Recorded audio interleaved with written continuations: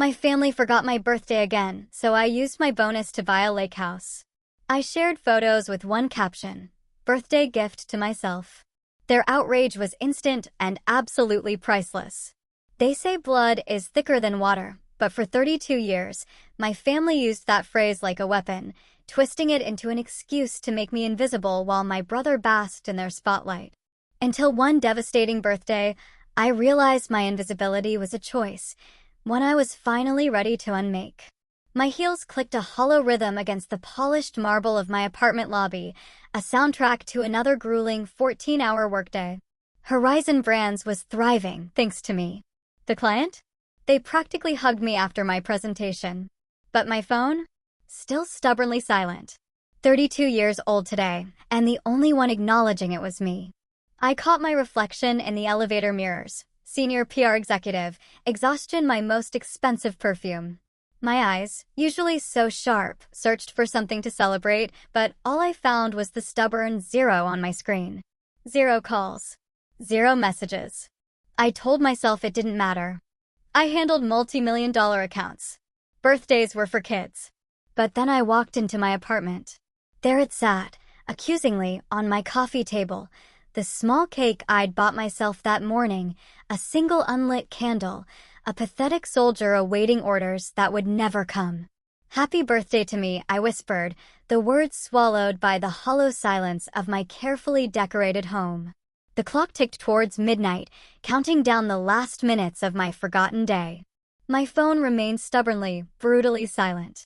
I reached for my laptop, planning to bury myself in work until my birthday was officially over. But my fingers, they betrayed me. They opened Facebook. And that's where the dagger landed. Right there, staring back at me, my brother, Miles. Champagne glass raised high, surrounded by smiling faces. Behind him, a banner screaming, "Congratulations on your promotion." My father, arm draped proudly around Miles, beaming. My mother, radiant, gazing up at her golden boy. The timestamp? 4 hours ago. My birthday. I scrolled. Each picture a fresh, gaping wound. Dozens of them. The entire extended family, aunts, uncles, cousins I hadn't seen in years, all gathered, celebrating him. The comments blurred. "So proud of our superstar," my dad wrote. "The Edwards family legacy continues," Mom added. My hand shook as I slammed the laptop shut. It wasn't that they forgot my birthday. They chose to celebrate something else instead. And just like that, the memories came flooding back, uninvited, unwelcome. 11 years old, sitting alone in a restaurant, a single candle melting into my cake, waiting for them to come back from Miles' debate. They promised. They never did. 17, shipped off to Grandma's on my birthday weekend so they could tour Yale with Miles. "It's his future," Quinn, Dad had said, avoiding my eyes. My college graduation? Completely overshadowed by Miles' engagement announcement at my celebration dinner. The conversation shifted instantly from my summa cum laude honors to wedding plans. Even last month, when my Horizon campaign boosted client revenue by a jaw-dropping 41%, my father just brushed it off. "It's just advertising, Quinn," he'd said, checking his watch. "Not like Miles's work in finance. That's the real impact." I picked up my phone, scrolling through contacts, a blur of names. People who'd never once called to ask about my accomplishments, my struggles, my life. Then an email notification. I opened it mechanically, blinking. My performance bonus for the Horizon campaign, $82,000. Just as that number sunk in, my phone rang, making me jump. It was Mom. For one stupid, fleeting moment, hope fluttered in my chest. "Hello," I answered, hating the eagerness in my voice. "Quinn, darling." Her voice bubbled through the speaker, sickeningly cheerful. "I'm so glad I caught you. Listen, we're planning a little something for Miles and Jessica's anniversary next month, and I was hoping you could help out. Nothing major, just handling the catering and maybe the decorations. You're so good at that sort of thing." The clock struck midnight. My birthday was officially over. "Mom," I said, my voice shaking, "today was my birthday." A beat of silence. "Oh," she said, genuine surprise in her tone. "Oh, honey, with Miles' big promotion, it just slipped our mind." slipped their mind. Just like always. I stared at the $82,000 email on my laptop. Something inside me shifted. Like tectonic plates grinding into a new, unfamiliar formation. My voice, when it came, was steady.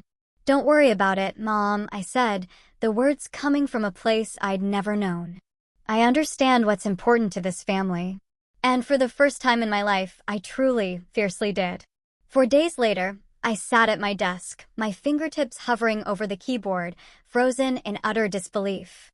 The group chat, one I wasn't even in, but thanks to Mom's accidental invite, I'd seen it, sprawled across my screen like a digital crime scene. Each message more damning than the last. Quinn should contribute significantly to Miles' anniversary gift, my father had written. At least $20,000. And Mom's reply, chillingly casual, she just got that bonus, time she supports the family for once. And there it was. My name, Quinn, spelled in that family thread. 1 N instead of 2.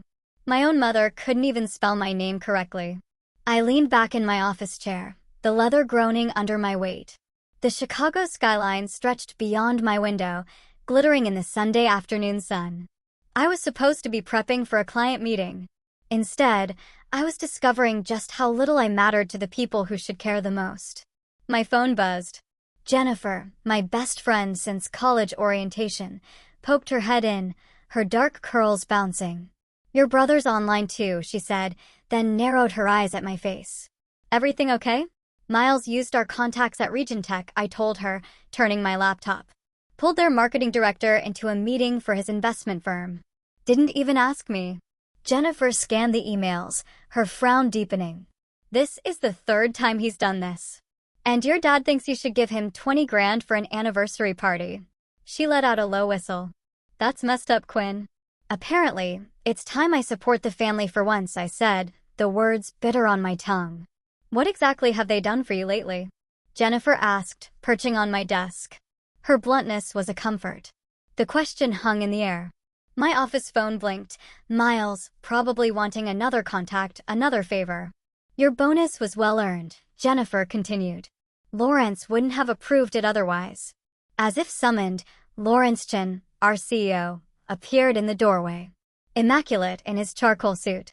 "Quinn, the Westfield campaign numbers just came in," he said, his smile reaching his eyes as he slid a folder across my desk. 41% increase in their quarterly revenue. The board is ecstatic. This is why I fought for your bonus. You've earned every penny."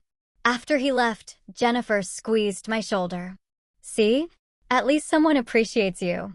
I finally answered Miles's call, keeping my voice professional, a thin veil over the anger simmering beneath.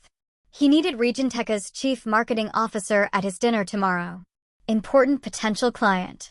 "Family helping family," he chirped. "I'll see what I can do," I said, deliberately. Non-committal. That evening, I stopped at Mrs. Bennett's apartment on the 3rd floor. Her warm smile, the scent of fresh-baked cookies, it was my sanctuary. "You look troubled," she observed, pushing a plate of oatmeal cookies closer. I poured out the whole story, the emails, Miles using my contacts, the $20,000 demand. "And they spelled my name wrong," I finished, hearing the childish hurt in my own voice. Mrs. Bennett's hand covered mine, a gentle anchor. "Some parents never see their children clearly, dear," she said softly, too busy looking at their own reflection. Her words followed me home, a quiet truth settling deep in my bones as I changed for the family dinner I'd been dreading for days. My apartment, for the first time, felt like a real sanctuary. Saturday evening. The Edwards family mansion, looming over Lake Shore Drive like a monument to privilege. Inside, Mom fussed with flowers, Dad poured scotch. Miles and his wife, Jessica, looked like they'd stepped right out of a country club ad. Dinner was the usual performance. Dad dominating, detailing Miles's latest triumphs. Mom interjecting with perfectly curated anecdotes. I pushed salmon around my plate, waiting for the inevitable. It arrived with dessert. "Quinn." My father's voice, precise and authoritative, cut through the air. "We need to discuss your contribution to Miles and Jessica's anniversary celebration." The room seemed to shrink, all eyes on me. 20,000 would cover the venue and catering, he continued. As the only family member with a recent windfall, it seems appropriate. Mom nodded, her pearl earrings glinting. Family supports family, darling. That phrase. It was a trigger. Family supports family. When had they ever supported me? I can't, I said, the words barely a whisper. My father frowned, his brain clearly not processing a refusal from me. I beg your pardon? I can't contribute $20,000, I repeated, my voice growing steadier. That's a quarter of my bonus. I have other plans for it. Silence. Thick, heavy, unfamiliar silence. No one in this room was used to hearing no from Quinn Edwards. What other plans could possibly take precedence over your brother's celebration? Dad's voice dropped, dangerously low. My future, I answered simply. My mother's face crumpled. After all we've done for you, she whispered, tears, perfectly timed, welling in her eyes. The performance was flawless, designed to maximize guilt. What exactly have you done for me? The question slipped out, raw and unplanned. My father rose, towering over the table. I will not tolerate ingratitude in this house. Your brother is the real achiever in this family. The least you can do is support his success. His words struck with sickening precision, hitting that exact bruise he'd been pressing my entire life. I stood, my legs unsteady, but my resolve hardening. I need to go, I said, grabbing my purse. Mom reached for my arm. Quinn, please don't make a scene. But for once, I didn't retreat into silence. I didn't smooth things over. I walked out that front door, guilt still clinging to me like a shadow. But something else too. Resolution. For the first time in 32 years, I had refused to fade into the background of my brother's life. It felt terrifying. It felt right. In my car, hands still trembling on the steering wheel, I made a silent promise to myself. This was just the beginning. For the next week, my mother called every single morning at 7:15. I started leaving my phone in the bathroom while I made coffee.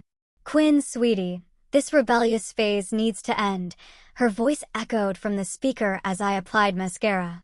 I watched myself in the mirror, cataloging the familiar tightness around my mouth. Mom, I'm not rebellious. I'm 32. Then why are you breaking our hearts? After everything we've sacrificed for you. The mascara wand froze midair. What exactly have you sacrificed for me? She gasped, genuinely shocked. How can you ask that? We gave you everything. I have a meeting. I need to go. I hung up before she could respond. By afternoon, my father, a storm in human form, strode through Horizon Brand's glass doors. Jennifer caught my eye, mouthing code red before vanishing. I intercepted him near reception. Dad, this is my workplace. Then you should conduct yourself like a professional, he snapped, his voice carrying, drawing curious glances. Professionals honor their family obligations. Lower your voice, I hissed, guiding him to an empty meeting room. What do you want? Your mother hasn't stopped crying. Is that what you wanted? To punish us because we missed one birthday. The dismissal ignited something molten inside me. One? Try 20 years of birthdays, graduations, and achievements. You always exaggerate, he scoffed, checking his watch. The point is, Miles deserves our support. 20,000 from your bonus is more than fair. Just then, my phone buzzed with an emergency alert from our biggest client. I have to handle this crisis right now, I told him, already dialing. We'll talk later. This conversation isn't finished, Quinn. Actually, it is. I closed the door behind me, hands trembling, but my voice steady as I talked to the client. 3 hours later, I stood before our executive team, presenting the crisis management strategy that just saved the Westridge account. My voice never wavered. That was extraordinary work, our CEO said, hand on my shoulder. You just saved a $3 million account. The client called me personally to sing your praises.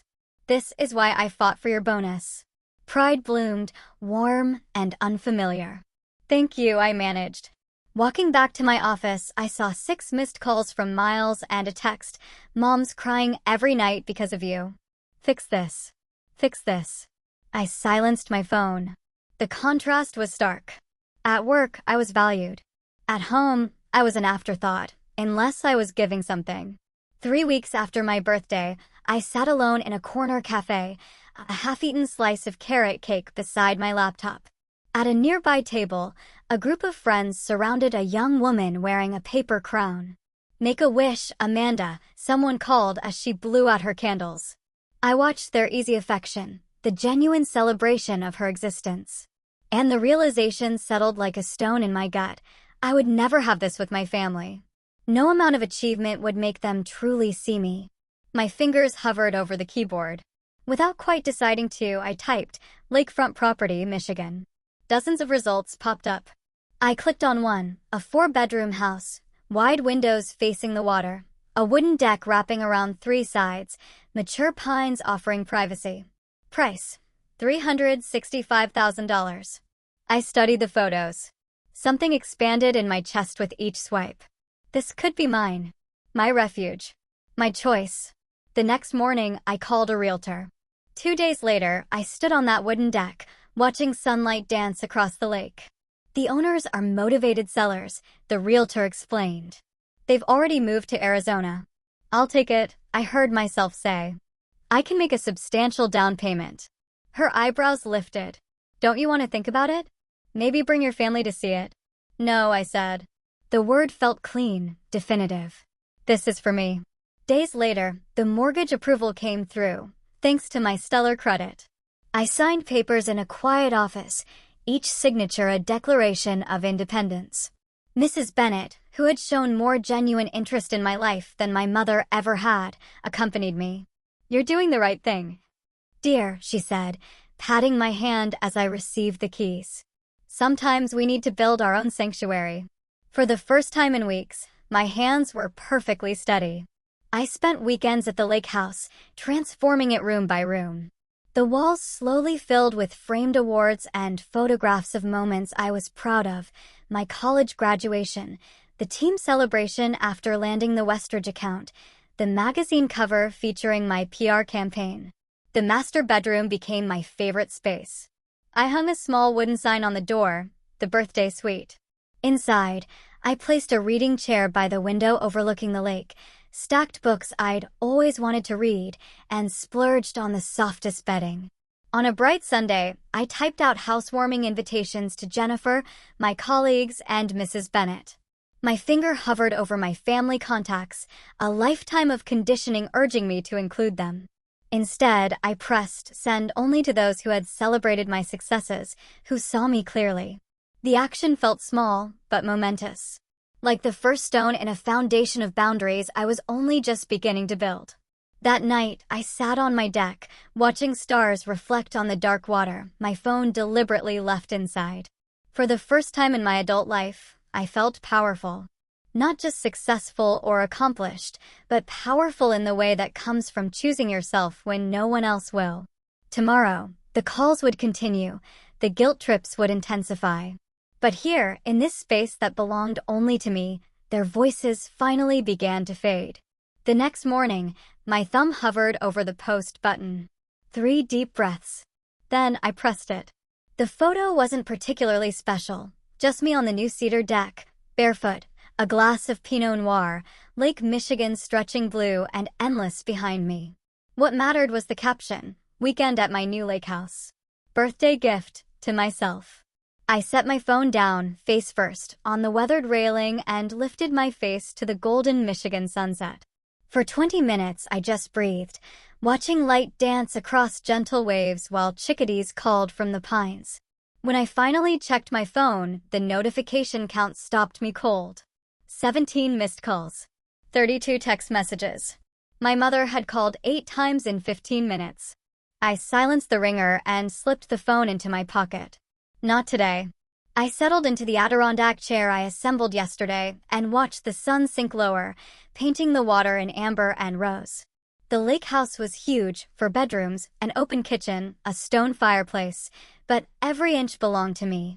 Every decision, from the sage green exterior to the vintage brass doorknobs, reflected my choices, made without seeking anyone's approval. My phone vibrated again, persistent as a wasp. Jennifer's comment appeared, "You deserve this and more. Can't wait to see it in person." Monday morning at work brought 6 voicemails from my mother, each one more frantic than the last. Quinn, call me back immediately. Where did you get money for a house? Your father wants to know. This is completely irresponsible behavior. Call us. People are asking questions we can't answer. How do you think this makes us look? Your brother is driving to your work right now. You better be there. The final message arrived at 10 a.m. There's a family emergency meeting tomorrow night. We expect you there. Don't make this worse than it already is. I deleted them all and made blueberry pancakes in my new kitchen. By afternoon, I'd hung curtains in the master bedroom and assembled the patio furniture when my work phone rang. It was Jennifer. Your brother showed up at the office looking for you, she said, without preamble. He seemed pretty shaken when I told him you'd taken the week off. Asked if I knew where you were. What did you tell him? That your whereabouts weren't my information to share. Then he got that Edwards family look, you know, the one like I was the unreasonable one for respecting your privacy. I actually laughed then, a real laugh that bubbled up from somewhere new inside me. Thank you. Don't thank me yet. He cornered Devin from accounting, who mentioned something about Michigan. So heads up, they might figure it out. I gazed out at my lakefront property, autumn leaves already drifting across the fresh-cut grass. Let them. Saturday brought my improvised housewarming. Colleagues from the agency arrived with practical gifts and genuine smiles. My boss, Lawrence, brought an expensive bottle of Cabernet with a handwritten note to celebrating yourself. We toasted on the deck, watching boats drift by. Mrs. Bennett arrived last, her silver hair swept into an elegant bun. She carried a quilt, made from fabric scraps in shades of blue and green. For your bedroom, she said, her eyes crinkling with warmth. Every home needs something handmade with love. I blinked back unexpected tears as she wrapped her arms around me. I'm so proud of you, she whispered. We grilled steaks and corn on the deck. Music mingled with laughter and conversation. I took photos of everything, friends sprawled on new furniture, sunset reflections in the windows, Mrs. Bennett teaching Jennifer how to properly fold napkins. I posted these images too, each one highlighting the absence of my family while showcasing the people who actually showed up for me. Sunday evening, my father texted, "Where did you get house money?" Answer immediately. I poured another glass of wine. And I didn't respond. On Monday, back at work, the family gossip network was fully activated. My cousin Elaine called, her voice hushed with that calculated concern. Everyone's talking about your lake house, she said. Aunt Claudia is beside herself. Uncle Richard wanted to call a family meeting, but you weren't there. I was busy hanging shelves, I replied, surprised by my own calm. Quinn, she paused dramatically, people are saying things. What things? That you've been hiding money. That you're having some kind of breakdown. That this is all because you're jealous of Miles's success. I laughed then, a real laugh, deep and unburdened. That sounds exactly like something my family would say. The call that finally came Thursday night was from my mother. I answered on the 4th ring, settling into my porch swing. Quinn Elizabeth Edwards, she began, her voice tight with controlled fury. This has gone far enough. The Petersons, the Carsons, even Reverend Wallace has asked about your situation. My situation? This attention-seeking behavior. Buying a house without consulting the family. Posting those photos. People are asking questions. I rocked gently, watching a heron glide across the water. What questions? Her voice dropped to a whisper. Why you would need to buy yourself a birthday present. Why we weren't there to help you celebrate. It's creating a very uncomfortable situation for this family. How interesting, I kept my voice light. It's almost like actions have consequences. We need to fix this. Her voice hardened with purpose. I'm organizing a family dinner Sunday night. Your father and I will explain that this was all a misunderstanding. That we've always supported you. The old Quinn would have agreed immediately, desperate to smooth things over. But that Quinn didn't live here anymore. I'm available Tuesday next week, I said instead. 7 o'clock. And I'll bring the photo albums. What photo albums? I smiled into the phone. The ones I've been keeping since I was 11. Years old. Documenting everything. Documenting. For once, my mother had nothing to say. On Tuesday next week, the granite steps of my parents' mansion stretched before me like a courthouse walkway. I gripped the 3 photo albums tighter against my chest, my knuckles whitening around their edges. The evening sun cast long shadows, reaching for me, trying to pull me back into old patterns. I rang the doorbell instead of using my key. Tonight, I wasn't family. I was a prosecutor with evidence. The heavy oak door swung open. Dad stood there, all 6'2" of him framed, his silver hair impeccable. His eyes flicked to the albums, then back to my face. "You're late," he said, turning away. No hug. No smile. Just criticism. I followed him into the foyer where Mom waited, tissues already clutched in her hand, her eyes red-rimmed, makeup carefully applied to look like she'd been crying without actually ruining her appearance. "Quinn," her voice broke dramatically, "we've been so worried." I didn't answer. The script was too familiar. Her tears, my guilt, my eventual surrender. Not tonight. Miles appeared from the living room, drink in hand. He paused when he saw me, his expression shifting from casual confidence to something uncertain. I stood straighter, holding his gaze until he looked away first. "Dinner's getting cold," Mom said, turning towards the dining room. The table was set with the good china, candles flickering, a peace offering or a bribe. I placed the photo albums on the sideboard and took my usual seat opposite Miles, diagonal from the head of the table where Dad reigned. "Your mother made your favorite," Dad said, serving himself first, as always. "Beef Wellington." "It hasn't been my favorite since high school," I said. "Miles prefers it." "Let's just cut to the chase," I said, leaving my plate empty. "I know why you called this dinner." Mom set down her fork with a theatrical sigh. "Quinn, sweetheart, we're just concerned about your impulsive decisions. Buying that lake house without consulting us." Dad interjected, his knife slicing through his meat with surgical precision. "It reflects poorly on the family image." "Reckless spending, poor financial planning." "It was my bonus money," I said quietly. "Money that could have been invested properly," he continued, as if I hadn't spoken, "or contributed to something meaningful for the family." Miles cleared his throat. "Quinn, no one's saying you can't have nice things, but maybe selling it would keep peace in the family. Mom's been crying every night." Mom dabbed at eyes that remained suspiciously dry. "You're breaking your mother's heart," she whispered.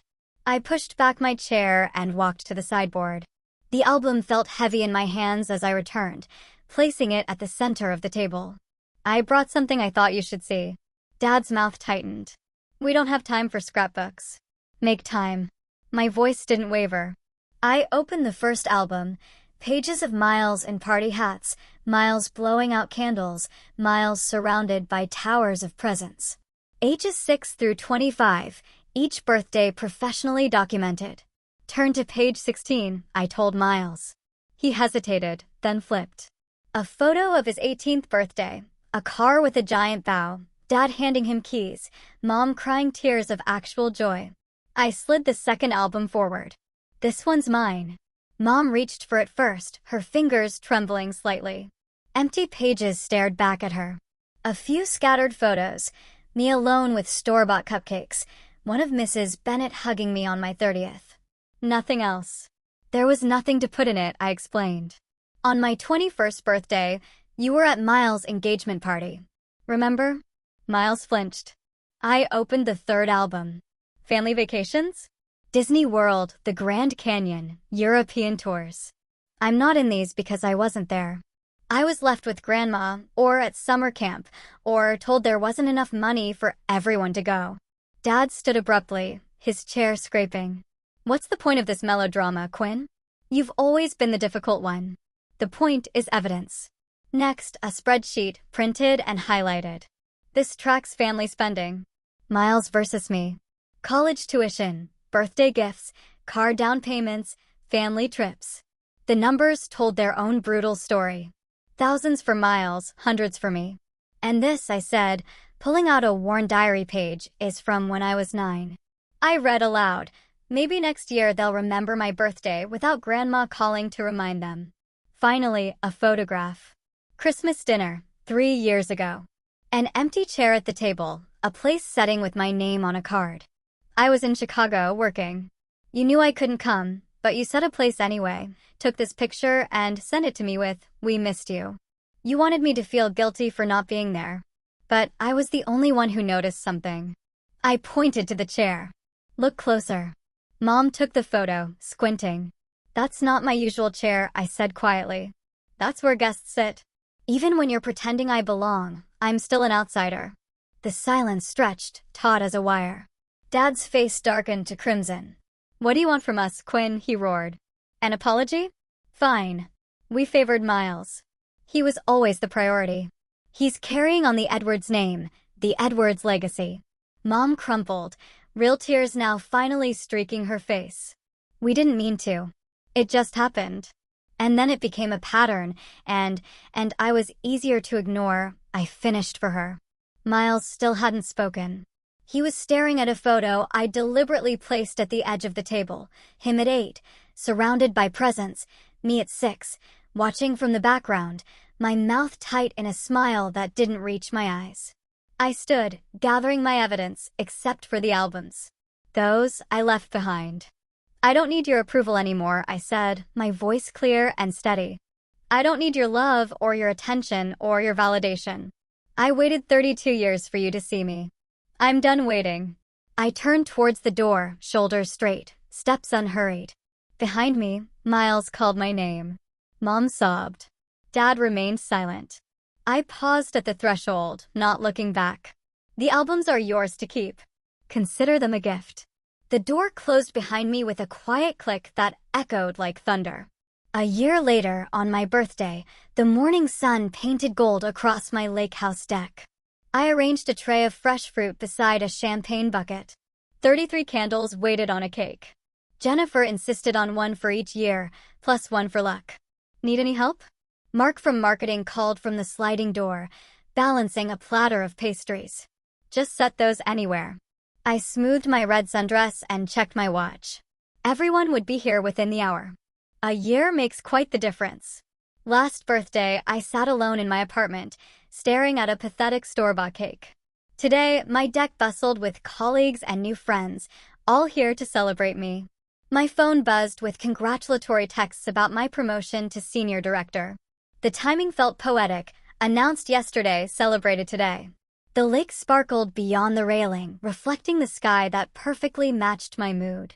Dr. Levine, my therapist, would call this progress. Our weekly sessions had helped me understand the generational patterns that shaped me. Breaking them took courage. Courage looked like spending Thanksgiving at a resort in Vermont instead of my parents' house. Like muting group texts when they turned manipulative. Like building my own traditions from scratch. "Quinn." Jennifer raised her mimosa glass. To the birthday girl who taught us all how to choose ourselves. Glasses clinked. Laughter rippled. I absorbed the warmth of genuine connection, so different from the hollow performance of family gatherings. A car door slammed out front. I knew that engine sound. My brother's BMW. Miles stood awkwardly at the edge of the deck, holding a wrapped package. The party conversation dimmed as he approached. "Sorry to crash," he said, his voice hesitant. I wanted to give you this in person." We hadn't spoken since the photo album confrontation, since he watched his perfect family narrative crumble under the weight of evidence. "Join us," I said, surprising myself with how much I meant it. Later, when the party moved indoors, Miles and I sat at the end of the dock. The package rested between us, still wrapped. "Therapy's been eye-opening," he admitted, watching a sailboat cut across the horizon. "Dad still won't go, but Mom's trying. She talks about you differently now." "And you?" I asked. "I never saw it until you showed us. How they erased you while spotlighting me." He pushed the package toward me. "Open it." Inside was a framed photograph I'd never seen before. Me at 7, perched on our old tire swing, laughing at something beyond the camera. "Just me. Found it in Dad's storage boxes," Miles explained. "Had it restored. Proof you existed, even when nobody was looking." My throat tightened. Not a solution, but a beginning. A knock at the lake house door pulled me back to the party. Through the glass, I saw my mother standing alone on the porch, clutching a small bakery box. She looked small.